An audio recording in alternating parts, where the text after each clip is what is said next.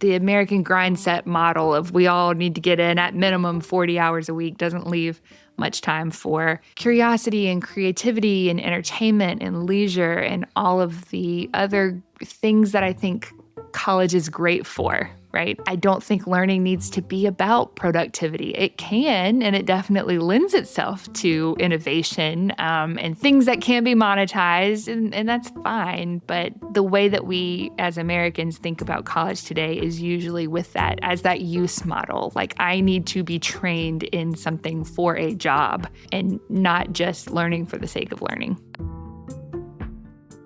It's no secret that one of my, let's say, special interests is higher education. The reasons for this are at least threefold. First, I have a kid heading off to college next year. Second, I have past regrets and future fantasies about the academy. And third, the world of work and the realm of education overlap in myriad ways.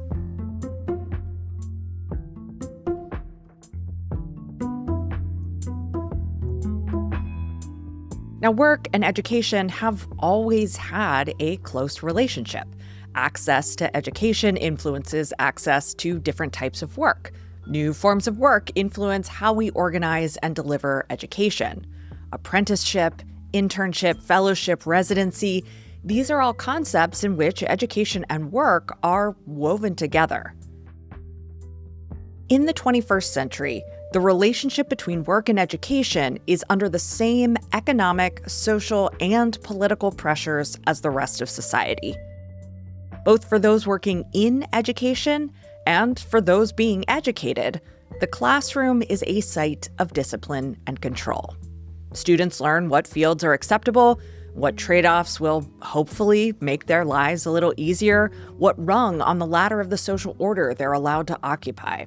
Instructors learn to stay in their lane, unless, of course, their lane is in one of the unacceptable fields or the result of the wrong trade-off. We take the lessons we learn in education, specifically the ones concerned with discipline and control, and then apply them to work. Theoretically, there is more access to higher education today than in any time in history.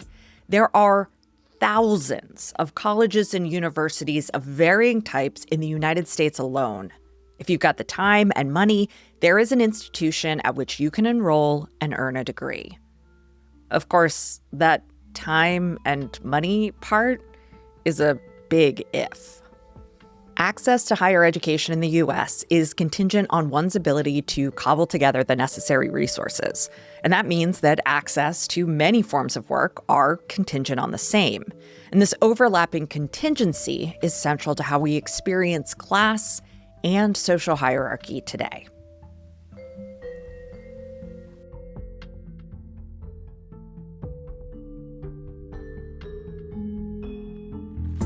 I'm Tara McMullen, and this is What Works, the show that rethinks work, business, and leadership for the 21st century economy. Today, we're going to talk about work and higher ed. That is, both working in higher ed and the ways that higher ed and work generally intersect. And joining me to share both her personal experience and professional insight on these topics is Dr. Lauren Lassabe Shepherd, a historian of higher education and the host of the American Campus podcast. Our conversation ranges from big picture shifts in higher education over the last half century, to the personal fallout of these changes, to the potential for engaging with a renewed vision for intellectual exploration outside of the institution. The connections to rethinking work and leadership in the 21st century economy are plentiful. I get a bit obsessed with higher education because it feels like ground zero for both the top-down pressure on work and the bottom-up potential for pushing back. Here is where we train up citizens, and here is where we celebrate curiosity about the past, present, and future. From graduate student labor unions to campus protests, incredible things can happen on the American campus that will impact life off the campus in important ways.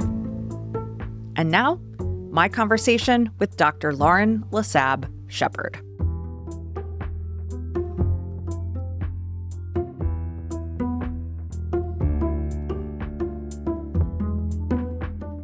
Lauren Lassabe Shepherd, welcome to What Works. Thank you. Thanks so much for the invitation. I'm glad to be here. So let's start off with a hopefully easy question. What drew you to studying and theorizing on the American campus and higher education in the first place? Well, I'm trained as a historian of education, but most ed historians look at K-12. And I'm also interested in K-12 too, as part of education more broadly. But what particularly interests me about colleges and universities in the U.S. is their relationship with all the other things I'm interested in, like class and state power and knowledge making and U.S. hegemony around the world, for worse, I might add.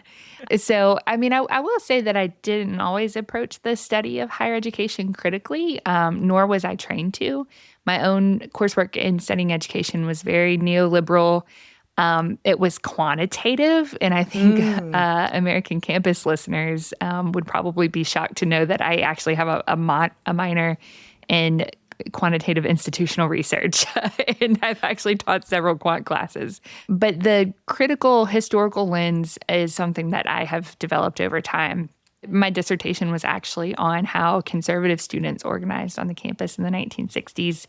And the book that came out of that, Resistance from the Right, was about right-wing attacks on higher education.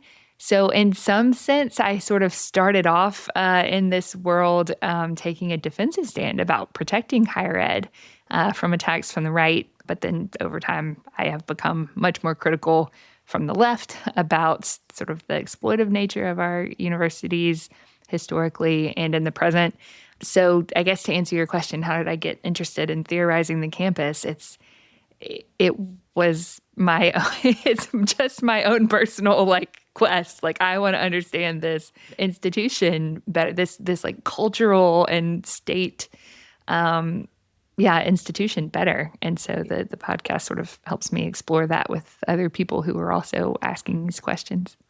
I'm curious hearing that, what higher education, what college meant for you as a younger student. So early in your life, what were you told about college? What did you expect about higher education, and how has that evolved?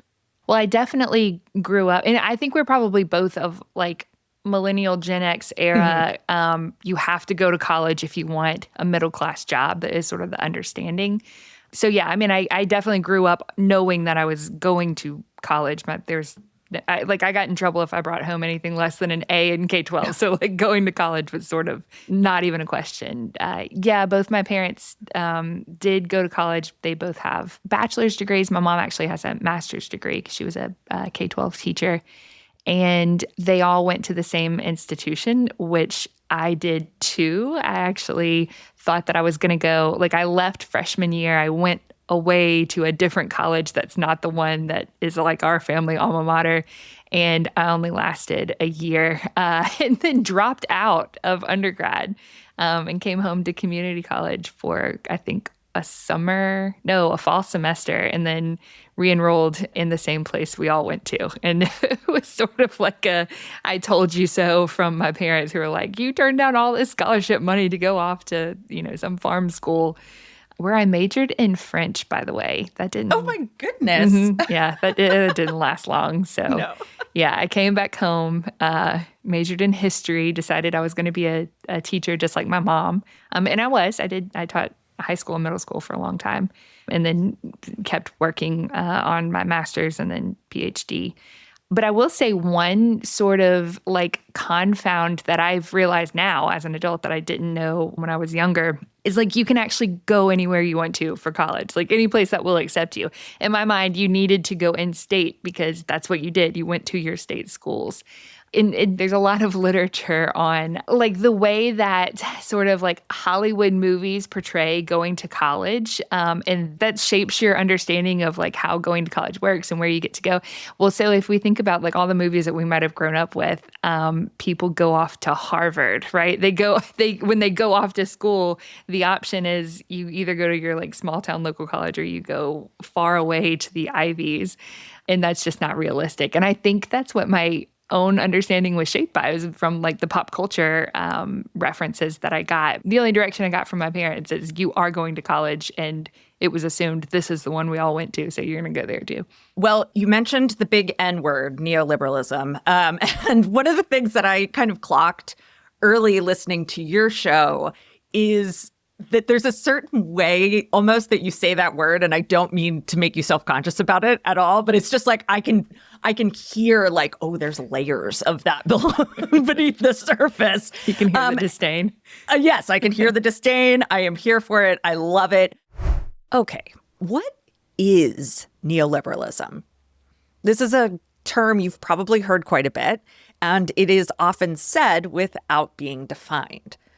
Well, briefly, neoliberalism is an economic and political framework that prioritizes free markets as the most efficient and effective means of meeting needs.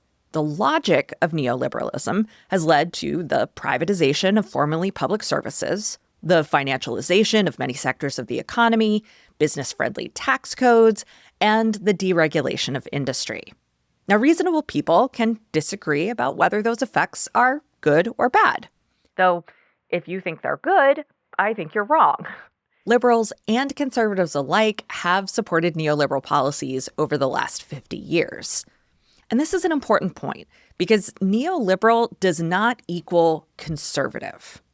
Nancy Fraser takes on this distinction in her book, The Old is Dying and the New Cannot Be Born. She differentiates between reactionary neoliberalism and progressive neoliberalism. Now, this might sound like I've further complicated the definition of a word that gets bandied about on the regular, but the distinction is instructive. Reactionary neoliberalism is centered in reactionary politics, the kind that would see the benefits of capitalism and the state flow to those who have historically been on the top of the social order, specifically white, Christian, wealthy men. This is the kind of neoliberalism we associate with Reagan and Trump, at least in his first term. Progressive neoliberalism, think Clinton and Obama, seeks to recognize groups that have been historically on the bottom of the social order: women, racialized minorities, immigrants, LGBTQ folks, and others. The goal in progressive neoliberalism is to make sure people in these groups have a fair shot at attaining the benefits of capitalism and the state. So the politics of both approaches, as they apply to people, do line up with what we traditionally think of as conservative or liberal or progressive. But as Fraser notes, both sides of the spectrum follow the same framework when it comes to distribution of resources. Both the left and the right's version of neoliberalism have sought to privatize public goods, unleash entrepreneurial innovation, and free capital through deregulation and financialization. The distributive logic of neoliberalism is, for example, how we end up with the Affordable Care Act instead of single-payer health insurance. The government gets into the business of creating or supercharging markets instead of providing efficient and cost-effective solutions to the public. Or, as Fraser put it, quote, progressive ideas were interpreted in a specific, limited way that was fully compatible with the Goldman Sachsification of the U.S. economy. Protecting the environment meant carbon trading. Promoting homeownership meant bundling subprime loans together and reselling them as mortgage-backed securities. Equality meant meritocracy. If we had to choose one sector in which the effects of neoliberalism were most acutely felt in the U.S., it would definitely be healthcare. But in terms of a second sector, well, I'd put higher ed right up there. Okay, back to Lauren. So can you kind of give us sort of a gloss on how neoliberalism has changed what we think of as higher education, what we think the purpose of higher education is, and maybe how it's changed the university itself? Yeah. I mean, like, gosh, how didn't it? You know, there are some scholars who say that neoliberalism starting in the 1970s unmade what was becoming a golden era of higher education. So after the end of World War II up till about the Carter administration, The federal government was just like giving blank checks to research universities, especially, less so to like small liberal arts colleges, but like your major state research universities and the Ivies as well were getting hundreds of millions of dollars each semester. And access was growing, more people were enrolling.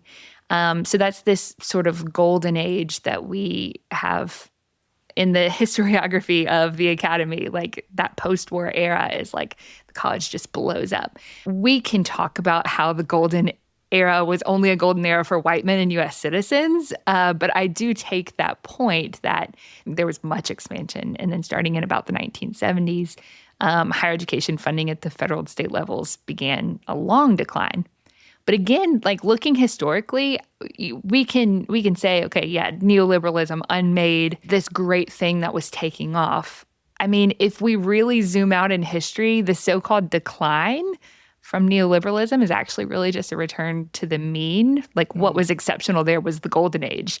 The exception is not neoliberalism, right? So all those funding cuts that began with Carter, they really took off under Reagan and sort of exploded under Obama. They haven't stopped, but again, it's making colleges and universities look like they looked before, which is a lack of government funding, especially in the public sphere that affects things like faculty pay. One new thing that neoliberalism brought that didn't exist before the golden age is casualization. So gig work, like I'm sure many of your listeners are very familiar with. So people with PhDs teaching 1, 2, or even maybe 8 courses a year at different institutions, but being paid as an independent contractor. So not being given healthcare or retirement benefits, or even the ability to sit on faculty governing boards. So because of the cuts to public funding, that has led many public universities to rely on the private industry.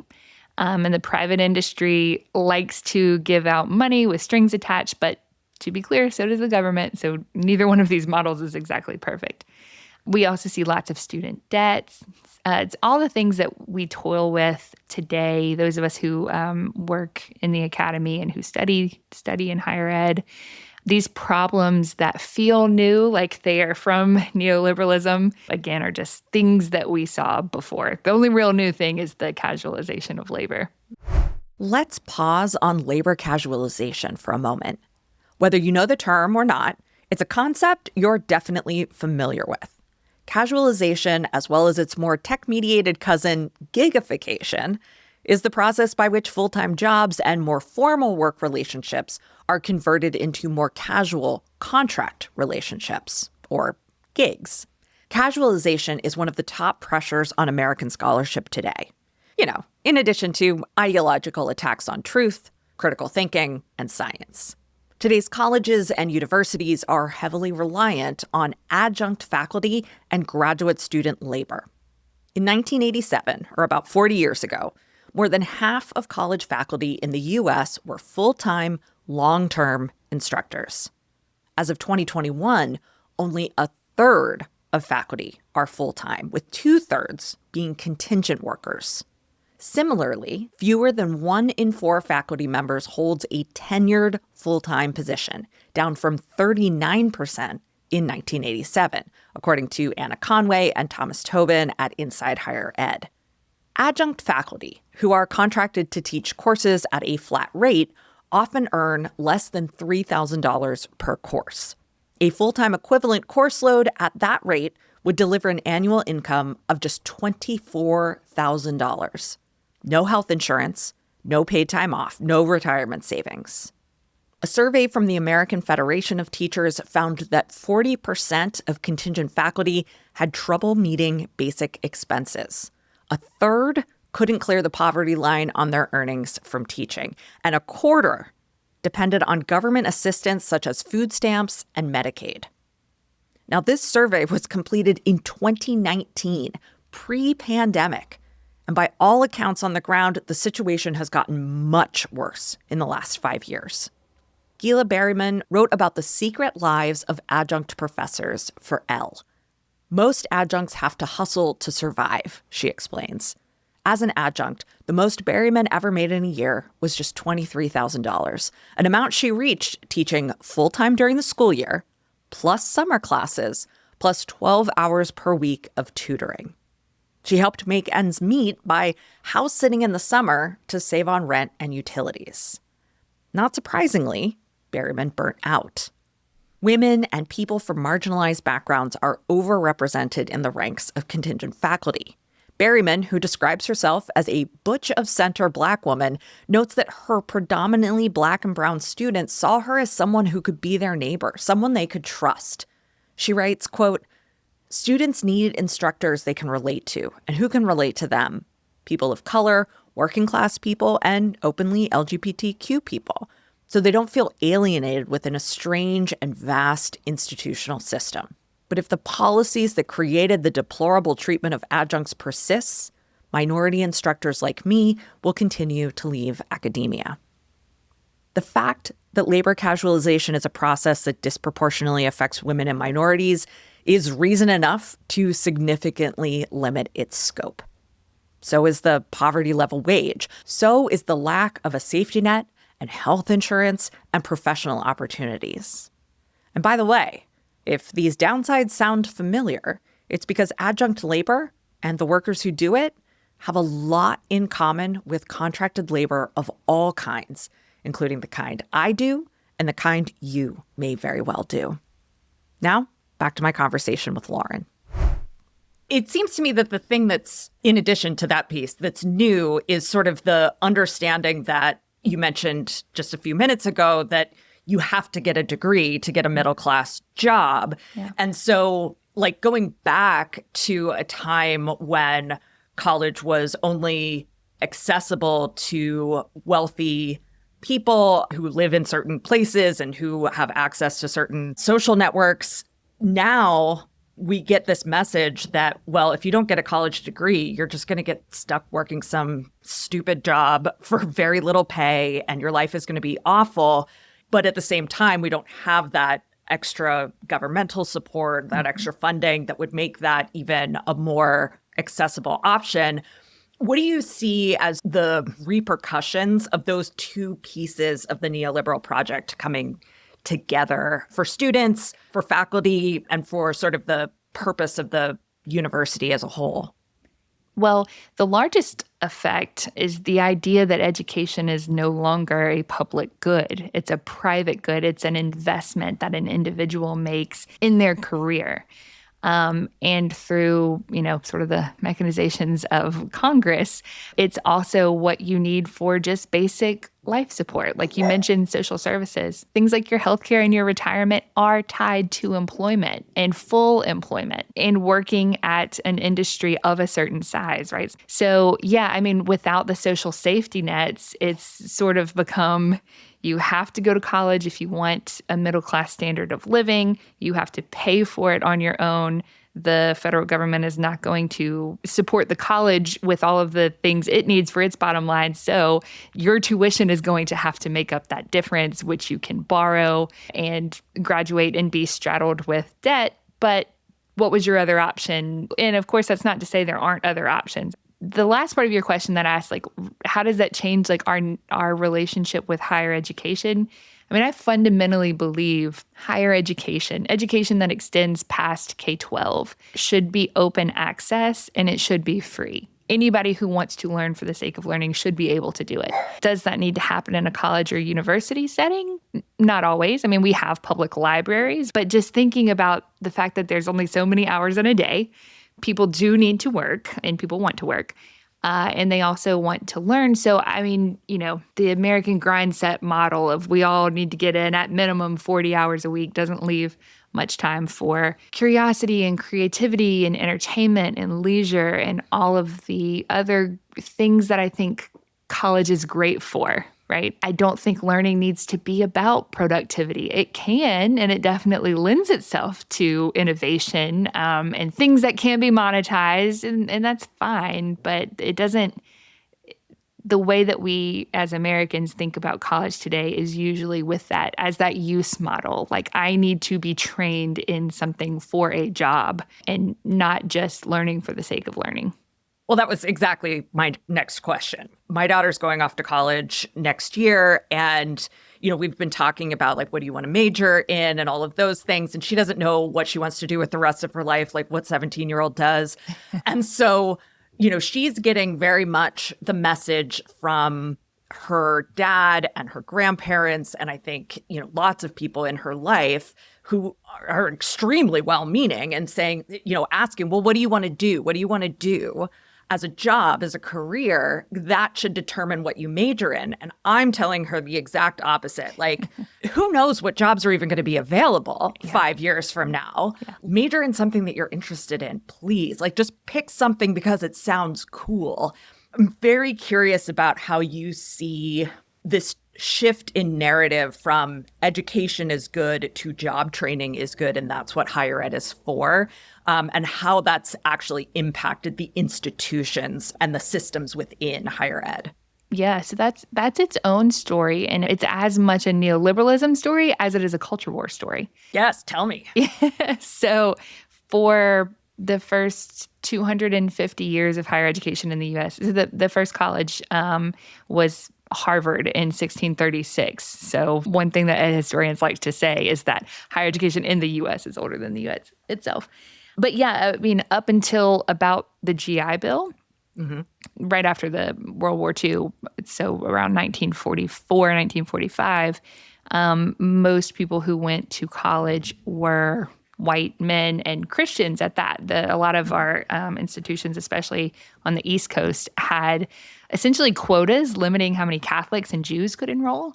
Of course, HBCUs, our historically Black colleges and universities, are segregated, and they are not created. I think the first ones come around in the early 1800s, but like the major HBCUs we know today don't come around to the 1890s. So all of that to say, if you went to the best, most well-known, most resourced institutions, you were a young white man of probably a Protestant background with lots of social connections. As soon as the college becomes more accessible, people start limiting what gets taught there and what the purpose is to even seek higher education. So a lot of this also has to do with the 1960s and the campus wars. There are he wasn't a Supreme Court justice at the time, but future Supreme Court Justice Lewis F. Powell Jr. writes this sort of infamous Powell memo that says, you know what? A good way to get these radicals to stop protesting is to make their college not free, to make them pay for it, or be faced with punishments like expulsion. So Ronald Reagan, as governor of California, takes that and runs with it. California at the time did have something like a free model. It wasn't exactly free, but it was very low cost, very affordable. And it worked. When you start punishing student dissenters, when you start cracking down, I mean, we've seen this the last few years since 2023. It works. It brings silence about because these are, as students, often people with the most to lose. And so after about the 1970s, the Powell memo is sort of like a big inflection point there. But this is also happening in the context of neoliberalism. So all these things are mixed up together. It's culture, it's economics. And yeah, the idea becomes that if you go to college, it should be for something. Get your degree, get out, don't protest, don't use any of the critical thinking skills that you're being taught. Think about getting a job.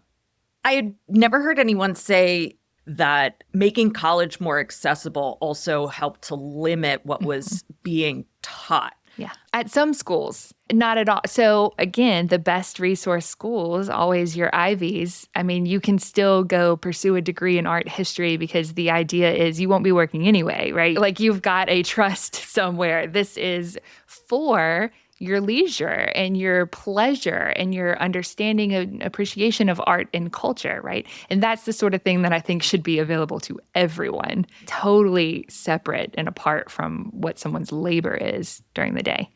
But yeah, so you can still pursue that at places at an exorbitant cost. But yeah, your state public universities and your R1 research institutions, they're like, STEM, STEM, STEM. You need to learn how to, I don't know, work with polymers or something.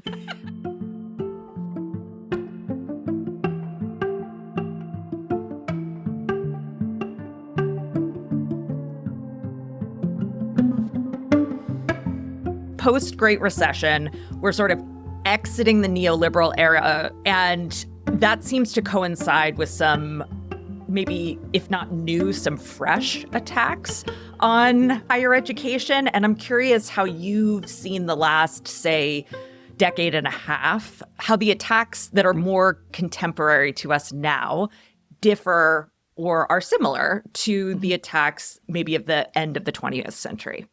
Yeah, I mean, there's a lot of parallels there. The culture wars, the language has changed, but the grievances haven't. So, for example, when we hear of wokeness today or a few years ago, it was Chris Rufo's war on critical race theory and DEI. That's just the 2020s version of political correctness. It's the 1970s and 80s version of affirmative action panics. So these things follow a very identifiable playbook. To your question about how does it materially impact students, I'll throw faculty and staff in here too, because the war on DEI is essentially just a war on non-white people on campus. And research about non-white people or research on whiteness that is critical. Not even just race. We see this in gender too, and sexuality studies. I mean, it's been like a silencing of faculty, not evenly. I mean, there are some states that are doing a really good job of protecting their faculty and AAUP chapters that are really like standing up for academic freedom. But I mean, in red states, like Texas is in the news all of the time. I'm kind of surprised that Mississippi, where I live, isn't.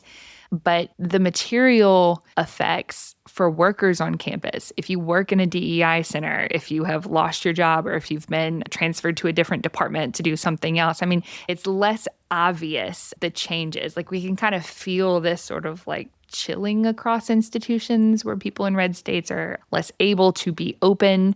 Nobody wants to walk around with a target on your back, especially if you're a contingent employee who can be fired at will, which is the case in most red states.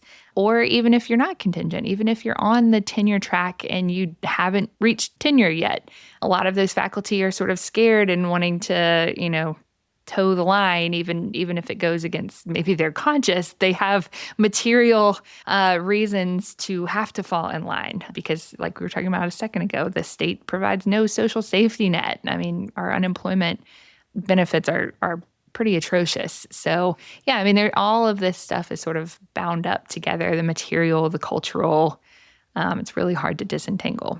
Yeah. It strikes me, actually, that the mindset of someone wanting to work as a faculty member today and the mindset of someone who's starting a small business has to be pretty similar. You have to be thinking about how you are protecting yourself, taking care of yourself.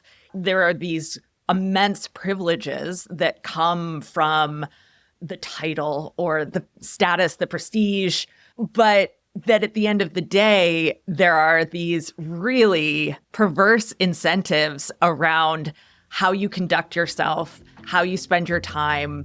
Well, we all live within capitalism and what it will and won't allow us to do.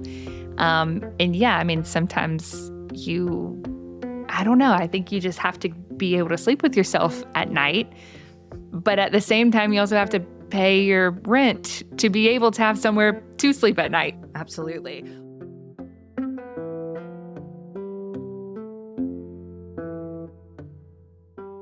Well, on that note, when I heard your conversation with Brian Alexander about the peak and the decline of higher ed, my heart sort of stopped toward the end of the interview when you were telling him that his vision or his idea of what higher ed was sounded really great, but that it wasn't something that you had experienced. And I heard some pain in your voice around sort of what the promise of this career track was, and a promise that had not fulfilled itself for you or many of your cohort. And it hit me really hard because all I wanted to do in high school, undergrad, was go to graduate school and become a professor, and had a little breakdown after undergrad. And I was all accepted to the school of my choice, great program. I was all set. And 2 weeks before I was supposed to leave, I got really cold feet,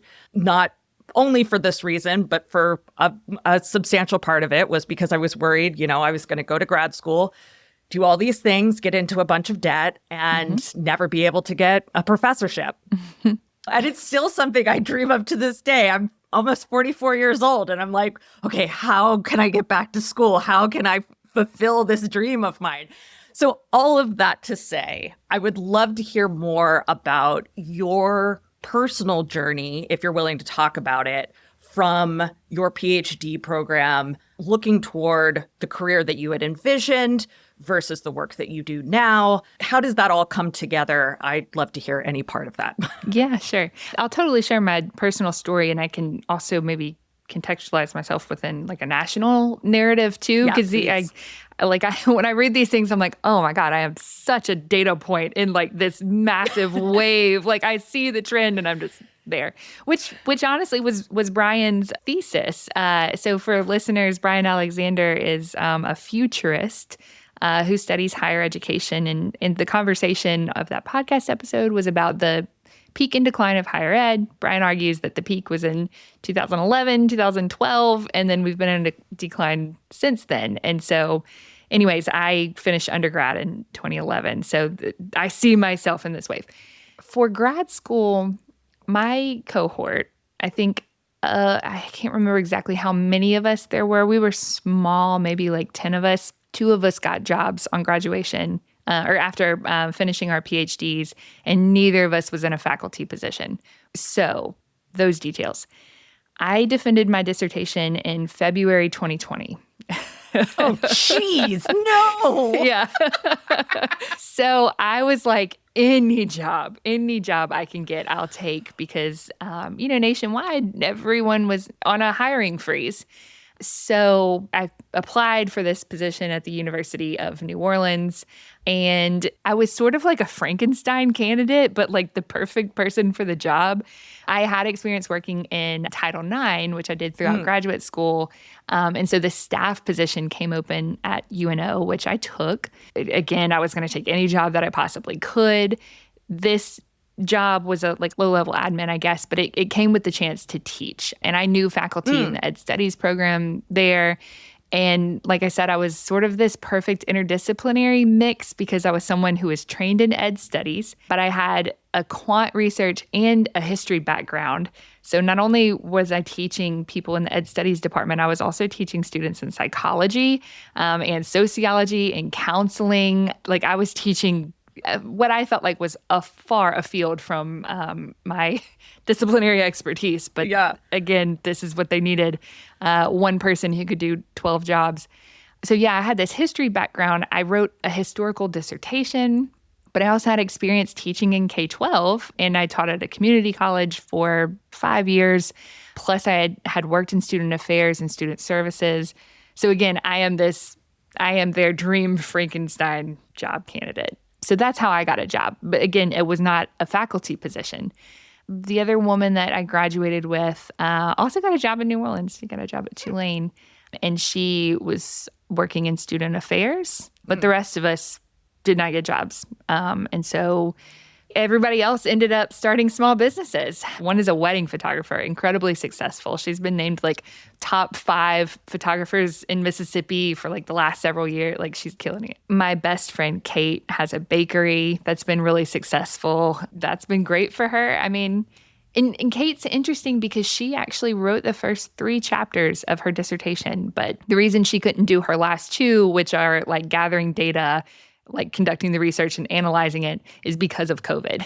And so she wasn't able to like reach people to get the data that she needed. So she just ended up dropping. And I'm like, Kate, you finished the PhD coursework. You have 3 out of 5 chapters. And she's like, it's not worth it. Like, why would I spend the money to write the last 2 chapters of a dissertation for a degree I'm not going to use? I'm like, but you would have your letters. And she's kind of, she kind of has a point. Like, I earned it. Like, I did it. I did all the things. Like, so what if I get the letters or not? I actually did it. I don't need the badge. I don't need the participation trophy or whatever, especially because she wouldn't be using it. So, I get it. It was weird for me at first that she wouldn't do it because, I don't know, I guess intrinsic satisfaction is not always enough for me. I want the external.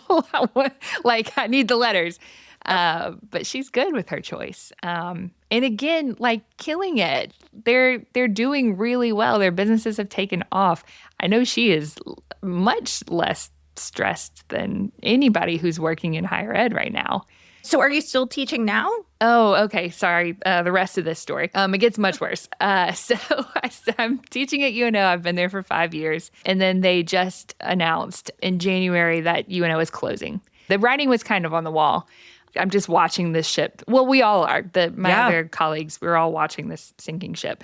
So they called for voluntary furloughs. Lots of us took the furlough. And so now I am just an independent historian, an independent scholar. But it was just announced that UNO is going to be merging with LSU. So it's going to be LSU's satellite campus. So LSUNO, now that we've all furloughed ourselves. So it's, if you take the cynical view, which I always do, it's like, oh, that was the plan. They were trying to get rid of people so that it downsized. So they didn't have to fire people and didn't have to, go through the messiness of HR before announcing that, in fact, it's not closing. It's just going to be UNO instead of an independent college. Yeah, that doesn't seem cynical to me at all. I mean, companies do that all the time. Yeah. Why would academia be any different? Yeah. You had mentioned sort of like there's you and there's your cohort, and then there's sort of like the national trends around graduate studies into actually careers in the academy. Can you kind of talk me through some of what those trends are? Yeah. So I guess we could think about all of this under the sort of the banner of the casualization of academic labor. So again, this is the gig economy. For colleges and universities, when they're hiring, a department's budget is shrinking. They may not be able to afford, 3 new faculty lines. So instead, they'll hire an adjunct. They'll hire someone to teach 1 or 2 classes a semester, and they don't have to provide any benefits because it's part-time work. So that has become the norm in humanities and social science disciplines since about 2008, since the Great Recession. It began much earlier than that, but 2008 was like, okay, boom. And so when I say I see myself in the trend line, I'm like 2011. I'm going to graduate school in that time. I mean, I don't mean to say that you can't get a tenure track job. They still exist, especially in the hard sciences. But if you are trained as I am in the social sciences, or if you are a pure historian, or if you have a PhD in English literature, I mean, it's just very hard to get a job. Religious studies was yes. my... Exactly. I'm not saying I was wrong about not expecting a job out of grad school. I just get sad about it. Yeah. It's a fair regret because, I mean, I've actually done an episode on this before, how to get a job at Harvard in like the 1860s, and you just have to be a man. First off, you didn't need a PhD. The PhD was a brand new, invented degree out of Germany that the U.S. hadn't quite grasped yet, hadn't adopted for our model. You just had to show up and be like, would you like me to teach? Because I'll do it. And then you're a professor for your entire life, and you have all of this respect and esteem about your name.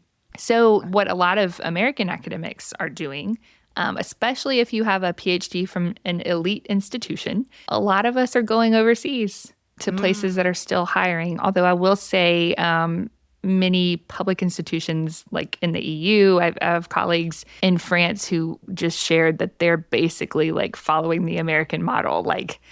It's neoliberalism all the way down. So it's coming for them too, but it hasn't quite hit as hard as we're experiencing it here. It's always great to be on the cutting edge.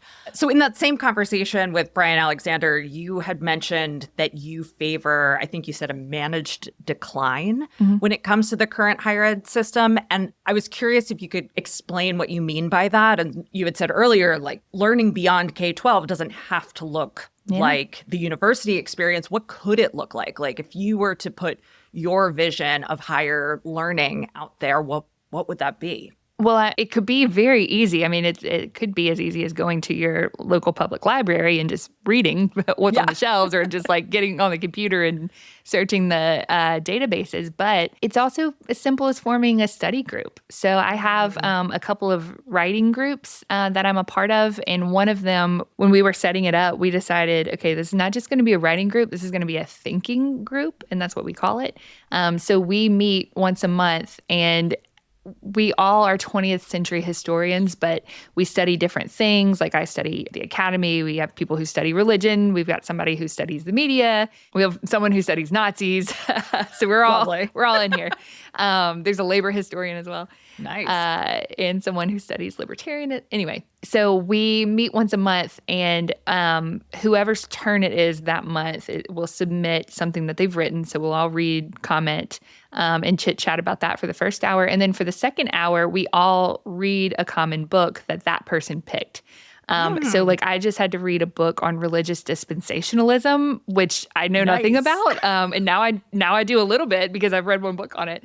But it's great because we're all operating within the 20th century. And so it gets us out of our like genre silos, I guess. So that thinking group is an academic seminar.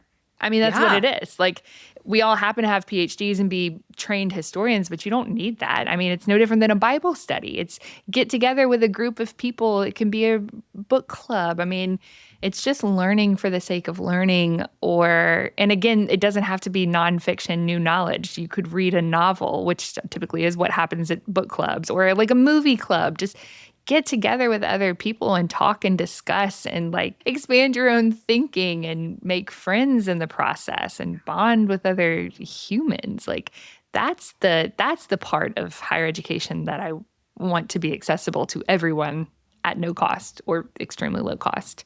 Yeah, so you don't need a university to do that. You don't need a campus. Although, if you're in the sciences, I mean, I'm not sure how you would replicate a lab in your home. That's a little bit trickier. But this model is very easy for someone in the humanities. In terms of managed decline, so I mean, I'm not a burn it all down, like the academy is evil, we need to do away with it. It just does some really bad stuff, not on purpose. Sometimes there's the best of intentions, like allowing more people access, but that comes with student loans, and that comes with a debt burden that may last 20 years or more because it can't be discharged by bankruptcy the way any other debt product could. So my idea of managed decline is like slowly unraveling the things that are bad, the things that do harm. And sort of like getting back to the core of what is learning, what is knowledge production, what is community, between scholars, between people who are interested or have similar questions about one topic. And where I get that, this is not my idea. This comes from a lot of scholars in indigenous studies. So Sandy Grande is a scholar that I really look up to. She talks about refusing the university. There are scholars who say we should abolish the university, and that's sort of similar to like abolish the police, which doesn't mean get rid of, cops, but it means like, why do they have a military budget and military gear? Like, let's put that money to community services and healthcare and, other things. So that's where abolish the academy is at. It's not like set a match to the library. That's the last thing we want to do. We love the library. We don't need NCAA football teams. We don't need head coaches that make $90 million in their contracts while students have to take out tens of thousands of dollars of debt just to get a teaching certificate. I mean, that's the sort of thing that needs to be undone. And I would say, I don't know how Brian feels about college sports, but Brian's approach was the opposite of mine. His was expansion. His was inject more money into the academy, give it more prestige, let it be more independent. And that is the golden age model. I mean, he's not inventing anything new here. That's what we had from 1945 till neoliberalism, whenever we want to say that occurs. And that makes sense because Brian is of a different generation. You and I, and probably many of your listeners, that was not a path that was available to us. And you, I would say, are pretty smart for detecting that early on. I walked right into the trap. Yeah. The final thing I wanted to ask Lauren about was how she filters and thinks about the news coming out of higher ed. There are all the political attacks, both at the federal and state level in the U.S., but there are also headlines about financial crises and the downturn in enrollment.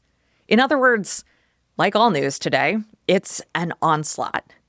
Each of those topics could be the subject of multiple podcast episodes, for which the American Campus Podcast is an excellent resource.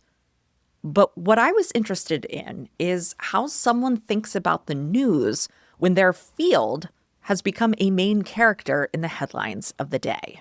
Okay, my mornings start by opening my Gmail account and just deleting a lot of stuff, deleting a lot of news. I just don't even open it.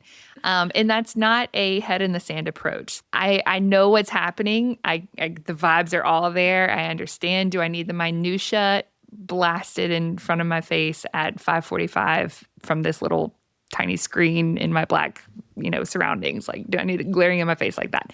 No.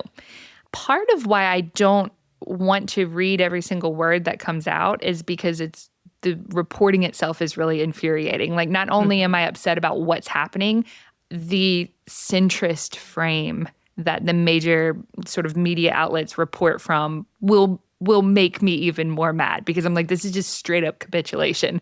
So that's why I've sort of like turned away from trying to keep tabs on like every single story as it comes out. I do still read the news. I do still keep up with it, but I just don't let it come at me like a fire hose. The cope, that part is the podcast. And it's also writing. I have 2 other book projects right now. So it's writing those books. I have a few group chats in my writing groups that I mentioned. Like, I should also say that because I'm not on campus right now, I don't have colleagues anymore. It's just me at home in my office, and my husband is not an academic. My friends are not academics. So like, to be plugged into this world, it's all digital for me. So I have these other spaces where I connect with people, and I have one group chat that's people who keep up with academic freedom stuff. And so I get a lot, like, people will share news stories there. So I sort of get it that way. But honestly, for me, the cope is getting deeper into history, into seeing what's happened before. And this is not to say that I'm a historical determinist. I don't believe that history repeats itself exactly. But it's helpful to contextualize our present moment, because one thing where I think the media lacks is a historical perspective. They throw this stuff out like it's brand new, or they want to compare it to like Nazi Germany instead of being like, no, this is actually an American tradition. Like ICE is fully American. We don't need you don't have to use a Gestapo model like we had slave catchers before, right? I mean, that's sort of my cope, talking with other scholars, and then just like tuning out some of the minutia. I don't know if that's the best method. So let me not say that I'm recommending what I do, but to answer your question, that's how I go about it. No, I think that's so helpful, whether or not it's something that someone else wants to adopt. I think what you outlined was that instead of these sort of digital facsimiles of the news, you are going back to people and talking to people and thinking about the people who have come before. And like, that re-engagement with the social context of these things, as opposed to just letting the news hit you as you are alone in your bedroom. To me, that sounds great. And I think it seems like a phenomenal perspective for deeper thought instead of just reaction or even response. Lauren, this has been so fantastic. Thank you so much for coming on the show. This was about work and business in ways that I wasn't even expecting it to be. So I really appreciate that. And I'm so looking forward to sharing the conversation with my audience. Yeah, thank you. I really appreciate the invitation.